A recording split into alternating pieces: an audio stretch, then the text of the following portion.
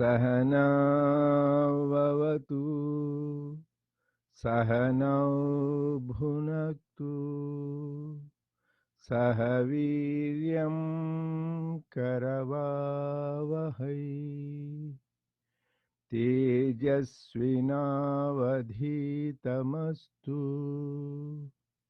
Ma vidvishavahai Om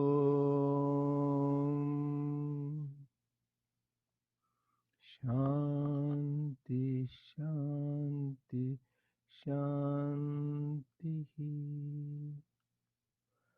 May the Lord protect us. May He nourish us. May we acquire the capacity to study and understand the scriptures. May our study be brilliant, and may we not cavil at each other. Om, peace, peace, peace unto us all. Dear brothers and sisters, loving Sai Ram to all of you. We welcome all of you for this online satsang of the Sathya Sai Center of Arcadia. And today we will be talking about Lord Ganesha, because on 22nd, that is coming day after tomorrow, on Saturday, we have this what we call Vinayaka Chaviti or Ganesha Chaturthi. This is celebrated by devotees all over India, very uniquely and in a grand scale, and also by devotees in many parts of the world. This comes once a year in the month of Bhadrapada. Bhadrapada on the fourth day, that is why it is called Chaviti or Chaturdashi. So on the fourth day of the Bhadrapada month, once a year it comes.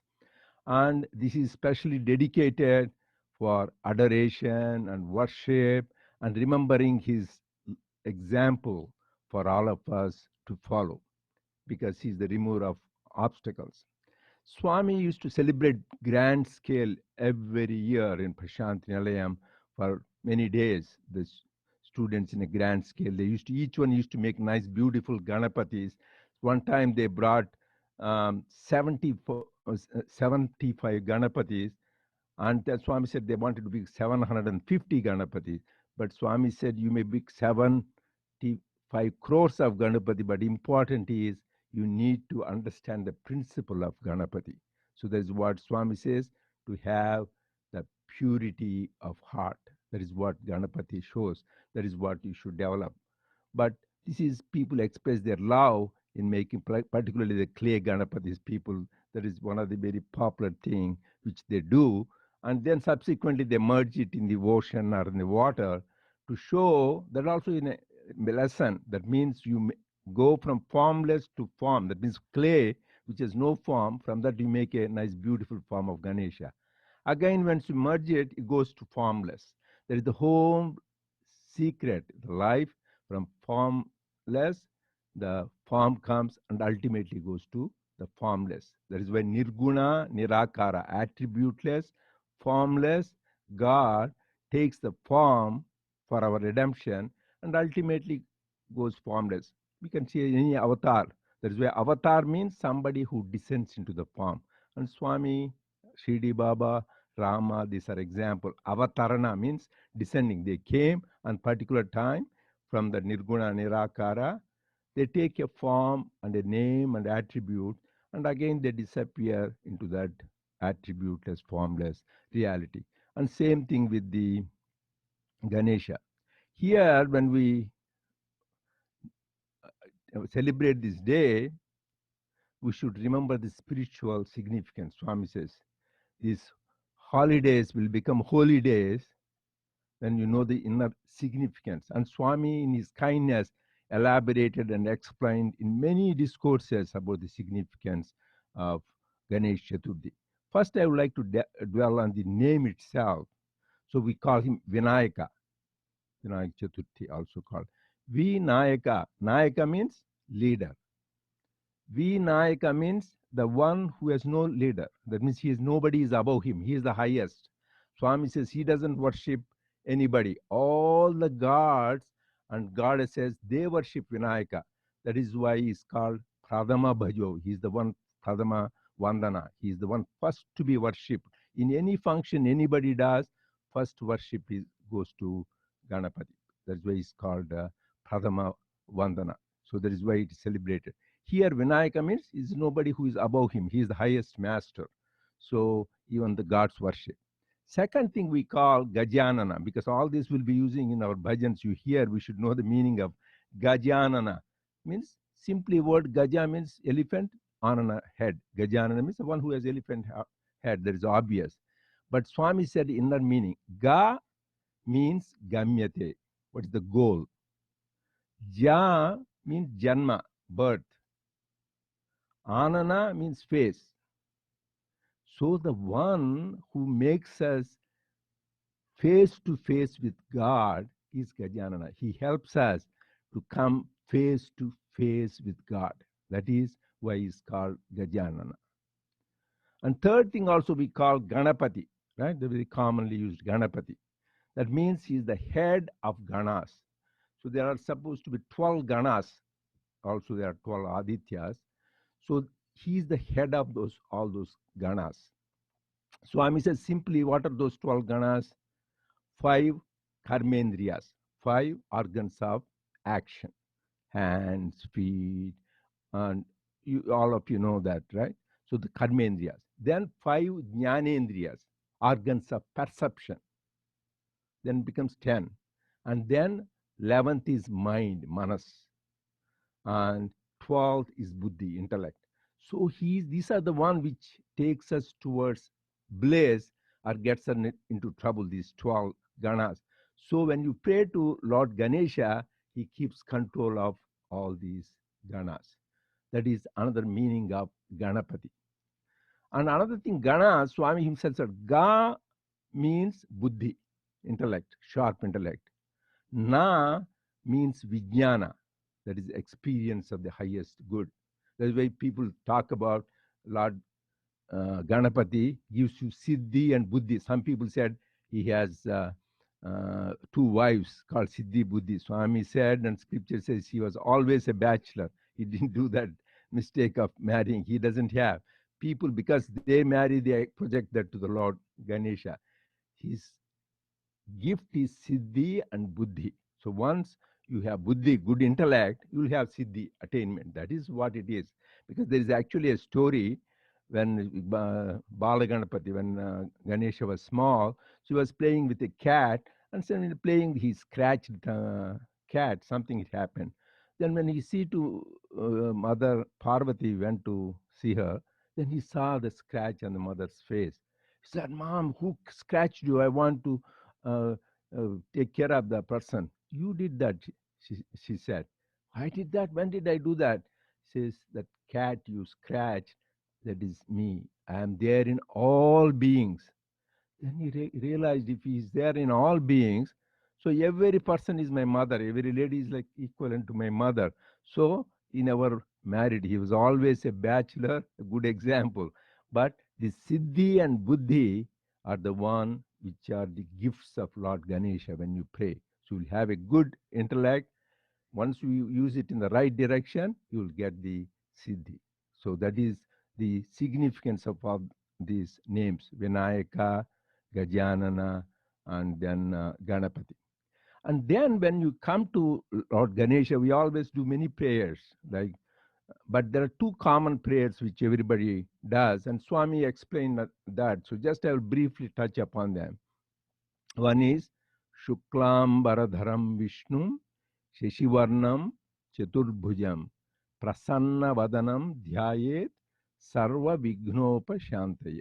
So we should know, instead of mechanically chanting, when you chant, you should know the meaning, then you enjoy that. Shuklam Baradharam. That means, Shukla means white. So one who is clad in white is in white. Vishnu means is not just Brahma, Vishnu, Trinity. Vishnu means, the real meaning in Sanskrit is all pervading. He's omnipresent. He's everywhere. Ganapati is here, there, in Europe, South America, everywhere he is there. So Vishnu means he's all pervading. Sheshi Varnam, so he has the complexion of Vibhuti. That is what great accomplish. Chaturbhujam, he has four hands, four arms. So here I want to tell, anyway, we'll come to the Chaturbhujam later on. He has four hands. Chaturbhujam, Klambaradharam Vishnum, Sheshivarnam Chaturbhujam, Prasanna. This is very important. Swami says, always you have a pleasing face. That is why we say, have a smiling face. Even if it's always ABC, always be cheerful. Put on a smiling face, no cast oil face. Swami says, always have a happy, smiling face. So he has Prasanna Vadanam. You never see a angry Ganesha. Even Shiva you can see in Raudra. But always Ganesha is happy, smiling and happy like he goes. So he's always blessing people. Prasanna Vadanam. Dhyayet, that means we are meditating on Lord Ganesha. Sarva Vignopashantaye. He will remove all the obstacles. That is the meaning when we chant this. You should imagine the one who is clad in white, who has ashen thing, and with his four hands, and he has always that beautiful smiling face blessing us. Another thing we chant in the Vedas, most of the Vedic sessions in our sessions, Ganapati Atharvashirsha. This is another important one. I don't want to go into the complete detail, it will take long time. But this Ganapati Atharvashirsha is a part of Atharvana Veda. You know, you all of us chant Om Gam Gam Ganapataye Nama Gananam Twang Ganapati Gum Havamahe. The whole thing goes. But here, few points, important thing we need to remember. He says, Tvam Brahmastvam, Vishnustvam, Rudrastvam, Indrastvam, Agnistvam, Vayustvam, Suryastvam, Chandramastvam, Brahma Bhurbhuvaswaram. So he says, Ganapati, this is very beautifully described by that Rishi, that he says, you are the Brahma, you are the Vishnu, you are the Rudra, you are the Indra, and you are the Agni, that means fire god, you are the Vayu, the wind god, and you are the Chandra, you are the moon god, and you are the Surya, the sun god. You are the Brahman, Brahma, and Bhurbhuva Swaram. We talked last week about Bhurbhuva Swa, the significance of Bhurbhuva Swa. That is all the Vedas. That is why Ganapati is supposed to be the source of all Vedas. Another thing it is emphasized, another point in that is, Tum, in this Tvam, Gunatrayatitaha. That means you are beyond all gunas. We all are composed of three gunas. What? Sattva, Rajas, Tamas. But God, you are beyond all the gunas. You are Triguna Atita. Tvam Gunatrayatita. Tvam Avastatrayatita. That means you are beyond the three states. What are we all go through three stages. We are wakeful stage, then we go to dream stage, and then we go to deep sleep stage. So these are the three avasthas we all go to that. But God, Ganesha, is beyond the three avasthas. Tvam avastatrayatita. And then we said, Tvam dehatrayatita. We all have three bodies. What? Physical body, that is physically what we see. And then Suchma, that is the mental and intellectual sheath. And then we have Karana Sharira. Sthola Sharira, Suchma, and Karana. These are the three. But God, Ganesha, he is beyond those three. He is avastatrayatitaha and dehatrayatita, beyond the three. And then he is kalatrayatitaha. So he is beyond the three. We are all bound by three times: past, present, and future. But God is beyond all the three. So that is what we chant. And he also say, he is the Muladhara Sthitinistyam. He is there in our Muladhara chakra. So he is the one who gives, rouses our Kundalini energy and gives Shakti, Shakti Trayatmaka. We have three powers: Ichha Shakti, Jnana Shakti, Kriya Shakti. That means to think about doing something, we all need. Anything you do, first you need to have Sankalpa. Then you have the willpower, Jnana Shakti, Ichha Shakti, Kriya Shakti. We need to do that. So he is embodiment of all those things. This is there in the Ganapati Atharvashirsha. So this is whenever we chant, the whole thing is very big, but at least the highlights, when you chant that, we should know the significance. And next, we see Ganesha, right? The beautiful Ganesha you are seeing. When you see, you should know at least some significance of that. So Swami said, elephant head. Elephant is known for its very high intelligence. So Lord Ganesha is the one, is the bestower of intelligence. Second is he has huge ears, right? Like fan-like ears. That way Shurpa Karna comes. He has huge ears. So it is not for fun to indicate. Swami says he wants to hear everything, Shravanam. But his mouth is small, you won't even see the mouth, right? So similarly, we should hear from people instead of go on chatting, talking. As Swami says, hear all and say nothing. So he goes on hearing our things and helps, but doesn't go on talking. So there is this huge ears to hear, but small mouth. And also his eyes are very small, but very sharp, acute, able to see everything. And third thing is his trunk. He has a huge trunk. The trunk signifies two things. Swami says the elephant trunk. With the trunk, it can remove huge trees, right? It can just remove, throw the trees. That shows the strength. At the same time, it is said that you put a needle on the floor, a small needle, it can pick it up. So it has the discrimination, like hums up to discriminate the water from the milk. Similarly, this Lord Ganesha gives us the power of discrimination and power of strength.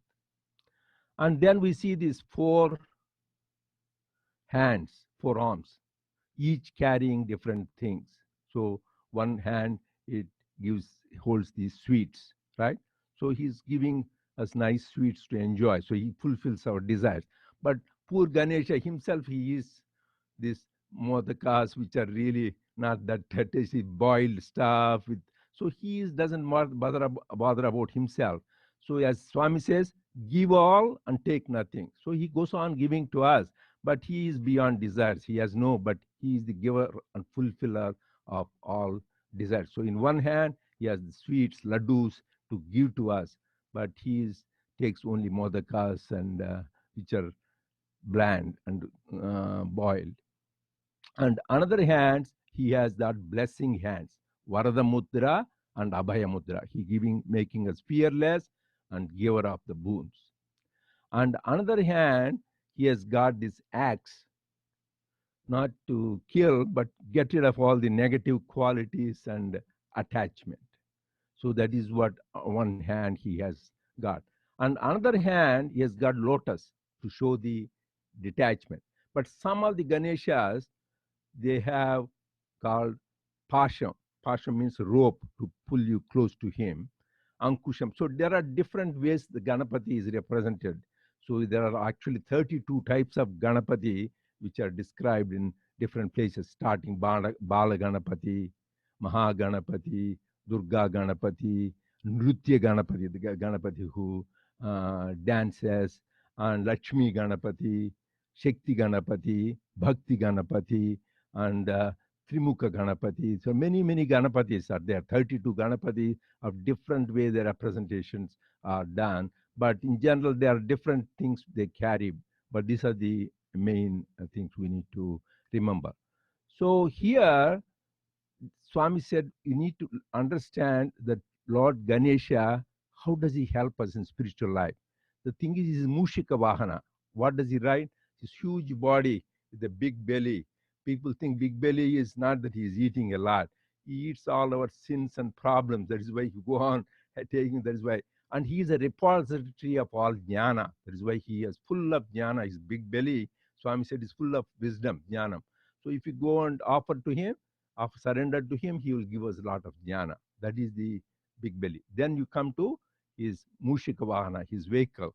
His small mouse, even so big. But what does it represent?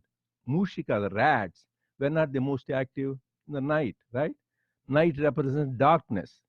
So he is master of the ignorance. He will get rid of. Another thing with the rats is they have vasanas. They like smells. So you put some food, they go and take it and get attracted. So if somebody wants to trap the rats, we have problem, they put some of this food material, so they get attracted and get trapped. So these are the two weaknesses. One is in the darkness. Second is he has weakness, these vasanas. Similarly, we are all bound in the world because of our ignorance, darkness. Second, we have these outgoing tendencies, desires. We want this, that, and get trapped in the bondage of the world. So, Lord Ganesha, when you pray to him, is because he is the controller of that, he helps that. So, that is the wonderful message. Just you look at it, Swami gives significance of each aspect of Lord Ganesha. Another thing is in his life itself, Swami said we should learn some major things. Number one, we also Ekadantam Chaturhastam. He has only one danta, only one tusk. Elephant has two tusks. He has only one. A lot of you know, but it is worthwhile reminding ourselves again. That's when sage Vyasa, he codified Vedas, he wrote the Puranas and Shastras. So one of the great things he wrote is Mahabharata. There are more than about 200,000 verses. It's a huge one compared to Ramayana. Ramayana is, I think, 28,000 verses. So huge one he has to write. And this Mahabharata is called Panchama Vedam, fifth Vedam, because it has a repository of knowledge. And the two greatest scriptures are contained in Mahabharata. We all know that, all the spiritual seekers. One is Bhagavad Gita is there in Mahabharata. Second is Vishnu Sahasranama. These two are the most powerful scriptures in the scripture. So when Vedavyasa has to write this Mahabharata, he needed some help, somebody who to scribe. He goes on dictating because it comes to him. Somebody has to take down the notes, right? Somebody has to write it. So this was suggested, take the help of Ganesha. Ganesha said, yes, if there's any good work, I will take. But only one condition. When I write it, I had to go on writing continuously. I cannot stop. So you should make sure once you stop, you take a break in between, that means I won't do the work. So that is the condition with which Ganesha undertook the deal. So he said, yes, okay, definitely, Vyasa. But he said, Vyasa also said, when you are writing, you should understand when you are writing, just don't.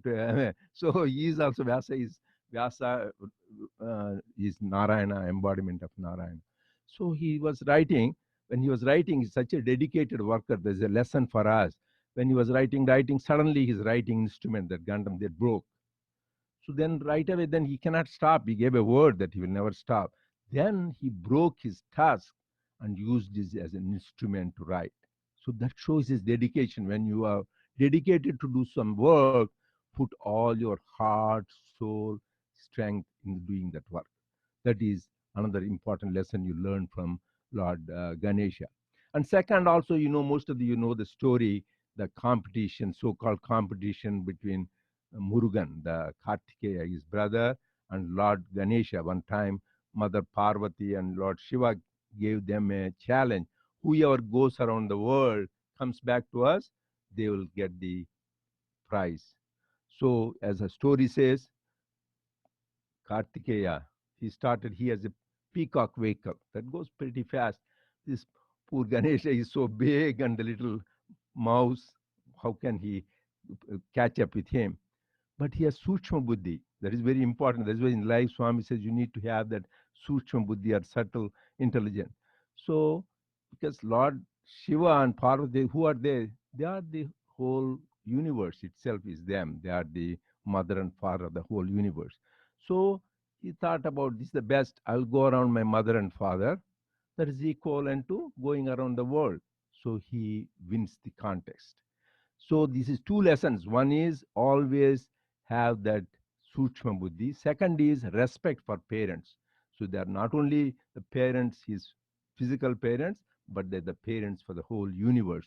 So once you do that, it is equivalent to circumambulating the whole universe. So you should see God is pervading everything. Don't confine him only to a particular place. That is another lesson.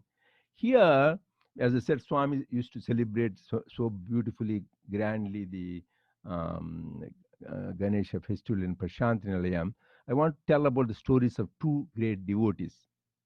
So one is called Swami Amrutananda. This Swami Amrutananda, he was a great spiritual seeker, and he came to Prashantinalayam. That time he was 85 years old. So he was a follower of Bhagavan Ramana Maharshi, you heard great Advaitic master. So he went to Prashantinalayam, and Swami saw him in darshan, And he called Amrutam. This man was shocked because we have all our pet names. So only Bhagavan Ramana used to call him Amrutam because it is a very endearing, and actually even the voice sounded like his guru, Ramana Maharshi. He called Amrutam. He was surprised because this Swami Amrutananda was with Ramana Maharshi for 17 years, and he used to be so close. He called Amrutam, and Swami called him Amrutam. So he was very much touched by Swami's love and endearing address. So then, naturally, Swami called him in the interview, and then he was 85 years old, and Swami asked him, "What did you do when you were 7 years old?" "Swami, I did Ganapati Homa." Swami was not even born by that time. Physically, he never was born because this man was 85 and Swami was in his 30s. So, what did you do? Swami knows everything. He shows beautifully. So, he's not just this physical form. He was with us. He is with us. He will be with us. He asked, "What did you do?" "Swami, I did a Ganapati Homam." "What did you do?" He says, "For 41 days, every day, I did this Homam where 1,000 coconuts we had to break, and then you need to chant this mantra, Om Hrim Klim. So Ganapati mantra, 1,000 Ganapati mantra you chant, and 1,000 coconut offerings for 41 days. So if you do that, so what will happen?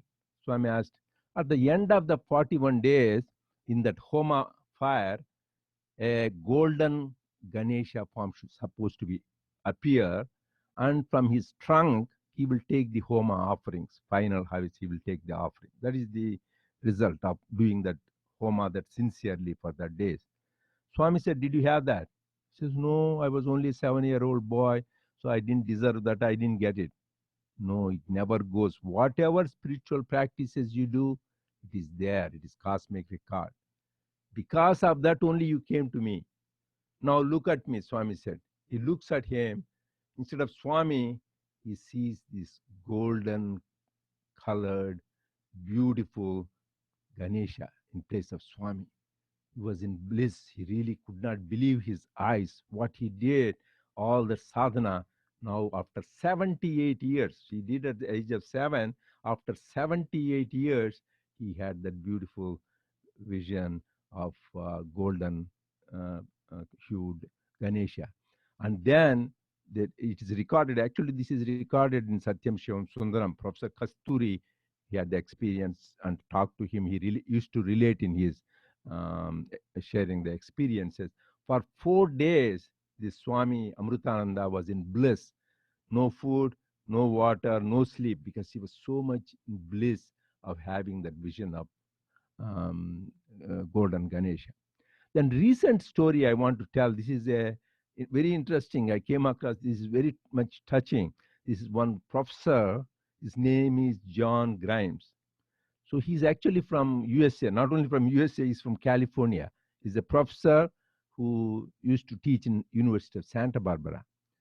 So this man, so somehow got interested in Ganesha. So he's a Swami's devotee. He went to Swami in 1971. And so first time Swami saw him in darshan, and Swami materialized in darshan itself a Ganesha coin. And Swami looked at him and gave it to him, just showing that for his. So there must be a previous life connection, only Swami knows. This man was supposed to give a little thesis or research paper or talk about Ganesha for 2 days. So with this man, he has to do all research about Ganesha. Who is Ganesha? What is Ganesha? So he did all that, and even he did his PhD in Chennai, India. So this man got interested in Ganesha. So there are Ashta Ganesha temples in Maharashtra near Pune. I heard 8 Ganesha temples. So he was so much interested. He went to see all these Ganesha temples. So at one Ganesha temple, they said there is a cave. You go and worship. This is a very special, powerful cave. So he went there. He went in the cave and he was doing his meditation. Suddenly, when he sees in front of you, a huge 6-foot Ganesha appears, and with 2 hands, one hand Abhaya Mudra, and another hand Gada, the club. This man was, and then on the little finger of Ganesha was a chakra, a discus. Around the discus was lots of rishis and are there. Suddenly that went like that, and the chakra, the discus was released. All those sages they flew away, and then the chakra hit his forehead, and he lost consciousness. Then when he woke up, he was in bliss for 36 hours. Like the Swami was 4 days, he was 36 hours. But this man did a lot of research. As I said, there are 32 Ganapatis, all of them four hands, four arms. He never had any Ganapati with two.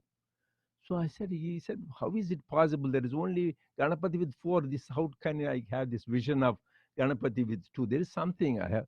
So then he was wondering, then he came out. Then, as I said, this Atharvashirsha, Ganapati Atharvashirsha, there was some people who did research in that. There are some priests. So they said, you talk to them, he will explain to you. So this Professor John Grimes, he went to that man. Sir, I want to know what this two-handed Ganapati, do you know? He says, what did you, no, I want you to tell me what it is. How did you, no, you tell, sir, you are expert, you about these things, you tell me. Yes, there is only one Ganapati with two hands, because usually in this modern age, Mahaganapati is a special importance is given in this age of Kali, it is said. But this Ganapati has only two hands. One is Abhaya Mudra, be fearless. And second is Gada. That means he'll beat you up if you're in the wrong direction. So one is Abhayam, another is Gada. So he says, yes, it is exists. There are two Puranas on Ganapati. One is Ganapati Purana, which is written by Vyasa. There is another Purana is Mudgala Purana, which is written by a great sage, Rishi called Mudgala. In that Purana, it is described there is one Ganapati is who has got just only two hands, this Abhaya and then this Gada. So he did the research on that, this man, because he does research. He found there is one temple in Karnataka, they have one Ganapati with just the two hands. It is believed, there is a big story, we don't want to, like when Ravana was taking the Atmalinga of the Lord Shiva, so this Ganapati plays a trick. So he gives it to him to hold it, and Ganapati, that is the place it is supposed to be. Just he says, "Oh, I cannot bear it," and leaves it. So this is where that particular Ganapati temple is there. So this particular man, he must have a connection in previous life. So then he gets this vision of two-armed Ganapati blessing. Then after many years, 20 years or so, he comes to, because he has been going to see Swami many times. And Swami calls him along with another group of people for the interview. Firstly, I said he gave him in the beginning 71 itself a gold coin of Ganapati. Then he goes this time. So Swami was materializing many things, these bracelets. This man was mind was thinking, Swami doesn't materialize anything which is beautiful, exquisite, very very special, because like watches, for him it was not exciting. Something very exquisite, beautiful, aesthetically nice. I wish he does that. Swami reads your thoughts. Then he was giving many things to many people, rings and chains. Then it comes to him materialized and gave him a beautiful golden the pendant of Ganesha. Actually, it is there. If you can look on the internet, in the radio site, is there. This is very beautiful story. So that Ganapati has rubies, diamonds, exquisite. I never saw something like that. You can look at it. Is this Ganapati with the rubies and diamonds studded, and Swami gives him after that. So how all these things get connected? Because this man has that love for Lord Ganapati. So when you have that worship, whatever you are, you worship him with so much intensity and love. So he always responds to our prayers. So I pray to Swami to bless us so that at least this coming Saturday we all intensely pray to him, understanding the meaning of the prayers and taking his example to lead our life accordingly. Jai Sai Ram.